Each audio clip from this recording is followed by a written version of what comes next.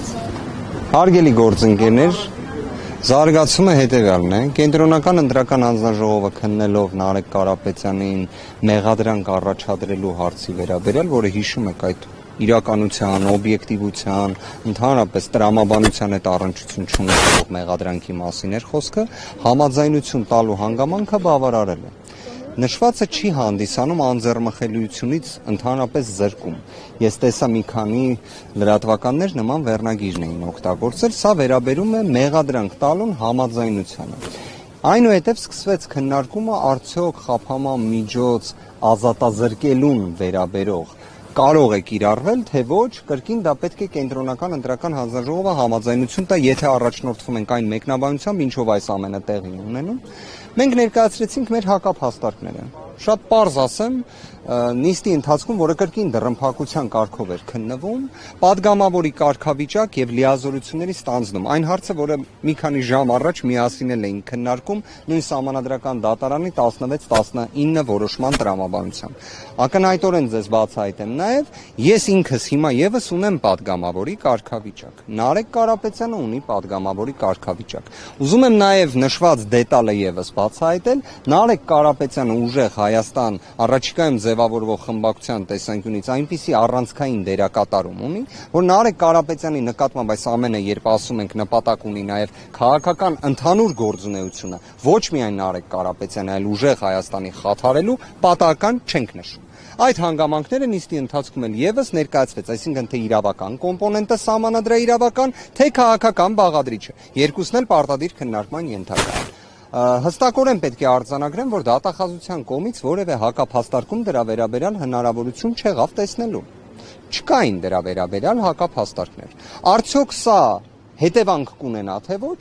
ժամը 3:30 շարունակվելու է նիստը, ըստ դրա նաև նշված հարցի վերաբերյալ կունենանք ավելի հստակ տեղեկություն։ Նարեկ Կարապետյանը падգամավոր կարող է դառնալ, թե ոչ։ Նարեկ Կարապետյանը ոչ միայն կարող է կամ Նարեկ Կարապետյանը արդեն падգամավոր է։ Այլ հարց, որ Նարեկ Կարապետյանը դեռևս լիազորությունները չի ստանձնել, ինչպես որևէ մեկը մեզանից ուժեղ Հայաստանի գործընկերներն էլ տեսնում եմ այստեղ։ Դատախազության ներկայացուցիչները ասում էին, որ այդ հարցը ազգային ժողովը պետք է քննի իրենց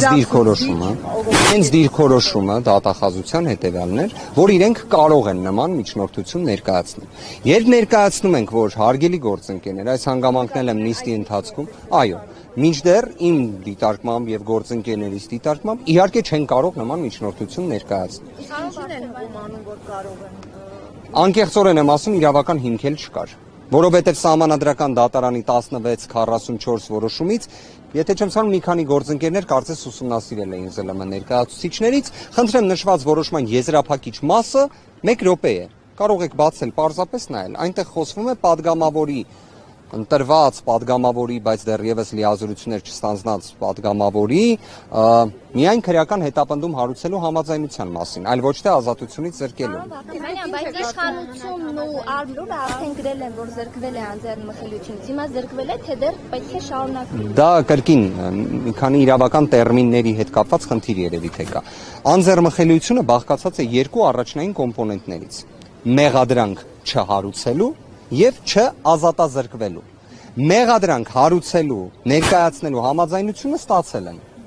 Ազատազրկելու հետ կապված համաձայնությունը 15:30 շարունակվելու է։ Ներկայացրել ենք այնպիսի իրավական փաստարկներ, որ ոչ իրավաբանը նույնիսկ, ես չեմ խոսում դատախազների, ոչ իրավաբանը նույնիսկ կասեր, ես հակափաստարկ չլսեցի։ Կրկին, մի հատ պարզապես ցանկացած մեր հայրենակցին խնդրենք 16-19 որոշում սահմանադրական դատարան գրված է падգամավորի կարգավիճակ ձեռք բերելու պահից չի կարող ազատազրկվել։ Հիմա դրան ինչ հակափաստարկ պետք է բերեն։ 3 Նարեկ Կարապետյանը ստացել է падգամավորի կարգավիճակ։ Հարգելի գործընկերներ, մի պարզ վարժություն։ Ինչի համար դատախազությունը չսպասեց վկայականը տրամադրվի Դավիթ Ղազինյանի եւ մուտք արեց քրեական վարույթի նյութերը դատարան։ Որտեւ իրենք գիտեն, որ դա կարգավիճակն է։ Շնորհակալ եմ 15:30 շարունակվելու։ Հնարավոր է, որ այսօր